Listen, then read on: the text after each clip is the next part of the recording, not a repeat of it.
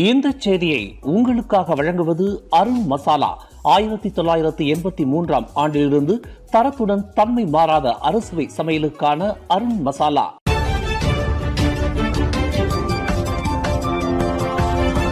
வணக்கம். திசைகளின் ஒரு மணி செய்திகள். அந்த பதவி விலகல் கொள்கையை முதன்மையாக கொண்ட நடவடிக்கையே.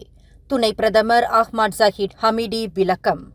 PKR கட்சியின் தேர்தலில் தங்கள் பதவிகளை தக்க வைக்க தவறியதை தொடர்ந்து பொருளாதார அமைச்சர் டத்தோசரி ரஃபீசி ரம்லி, இயற்கை வளங்கள் நிலைத்தன்மை அமைச்சர் நிக் நஸ்மி நிக் அஹ்மத் ஆகிய இரு அமைச்சர்களின் பதவி விலகலை கொள்கை அடிப்படையிலான நடவடிக்கை என்று டத்தோஸ்ரீ அஹ்மத் ஜஹீர் ஹமீடி வர்ணித்தார். மற்ற கட்சிகளின் உள் விவகாரங்களில் தலையிடாத போதிலும் அமைச்சரவையில் உள்ள சக ஊழியர்களாக இந்த இரு அமைச்சர்களின் முடிவை மதிப்பதாக துணை பிரதமர் தெரிவித்தார்.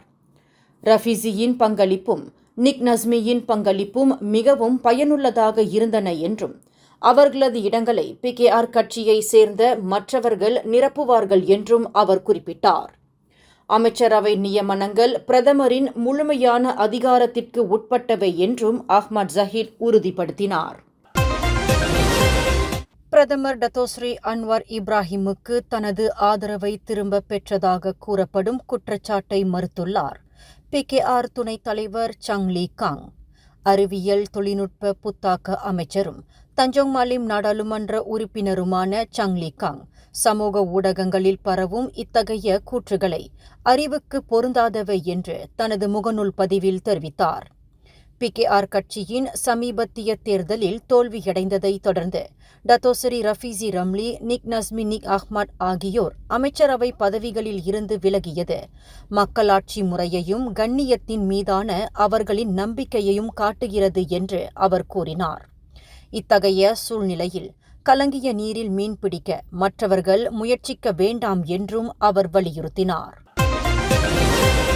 சுகாதார அமைச்சின் புதிய தலைமை இயக்குநராக டாக்டர் மஹாதார் அப்துல் வஹாப் நியமிக்கப்பட்டுள்ளார். இன்று முதல் இந்த நியமனம் நடப்புக்கு வருகிறது.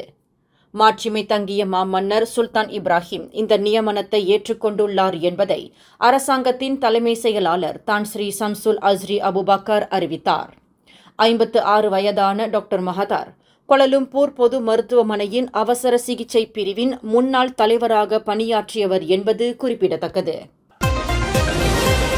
மலேசியாவில் ஆங்கில மொழி திறனில் பேரா மாநிலம் முதல் நிலை வகிக்கிறது. EF ஆங்கில திறன் குறியீடு EFEPI 2024 படி பேரா 585 மதிப்பெண்களுடன் முதல் இடத்தை பிடித்துள்ளது.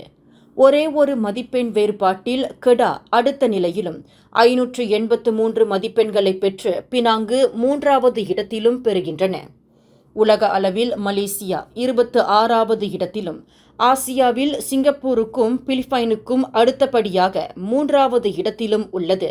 நகர அளவில் ஷா ஆலம் 598 மதிப்பெண்களுடன் சிறந்த இடத்தை பிடித்துள்ளது.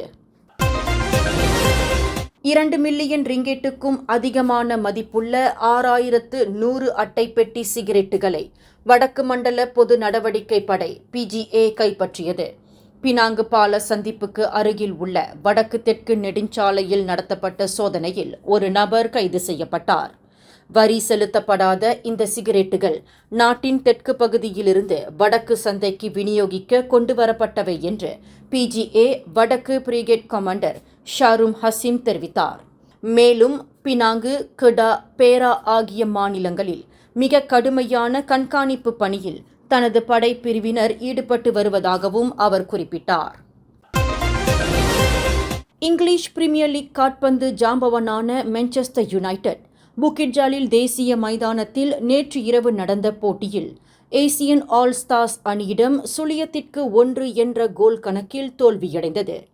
2025 த மேபேங்க் சேலஞ்ச் கோப்பையை வெல்லும் வாய்ப்பை இழந்தது.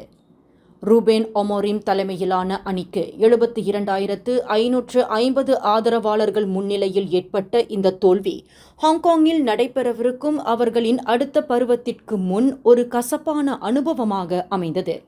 ஆட்டத்தின் 71வது நிமிடத்தில் ஏசியன் ஆல் ஸ்டார்ஸ் வீரர் மோங் லிவின் அடித்த கோல் ஆட்டத்தின் ஒரே கோலாகும்.